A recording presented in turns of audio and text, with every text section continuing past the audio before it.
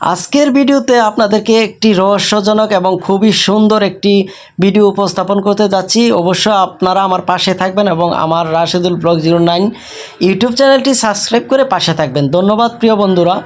আপনাদেরকে এখন যেটা দেখাচ্ছি সেটা হচ্ছে একটি রোবট। আসলে তেমন একটা ঢোকা হয় না বসুন্ধরা শপিং মলে, তো হঠাৎ করে বসুন্ধরা শপিং মলে ঢুকলাম। আর ঢোকার পরে নিচতলায় যা দেখলাম, দেখে আসলে খুবই আনন্দ পেলাম এবং খুবই ভালো লাগলো। তো আপনারা যেটা দেখতেছেন এটা হচ্ছে রোবট। নাচ করতে পারতেছে, ওইদিক ওইদিক মুভমেন্ট করতে পারতেছে। আসলে দেখে খুবই ভালো লাগছে, যা বলার বাইরে। যারা যারা বসুন্ধরা শপিং মলের ভিতরে গেছেন তারা অবশ্যই এই ভিডিওটা দেখছেন এবং এই রোবটটা দেখছেন। রোবটটা দিয়ে কিন্তু মার্কেটিং করতেছে। তো আসলে আমার কাছে খুবই ভালো লাগছে, খুবই আনন্দ মুহূর্ত ছিল। প্রায় আধা ঘন্টার মতো ছিলাম। আপনাদের জন্য আমি 4 মিনিট ভিডিও করে আনছি শুধু আপনাদের দেখানোর জন্য।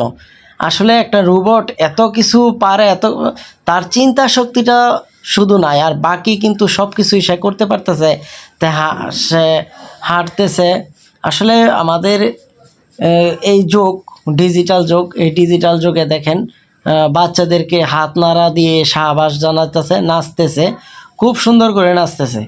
তো আসলে আমার কাছে খুবই ভালো লাগছে। যারা যারা এখনও দেখেন নাই অবশ্যই বসুন্ধরা শপিং মলের ভিতরে আসবেন।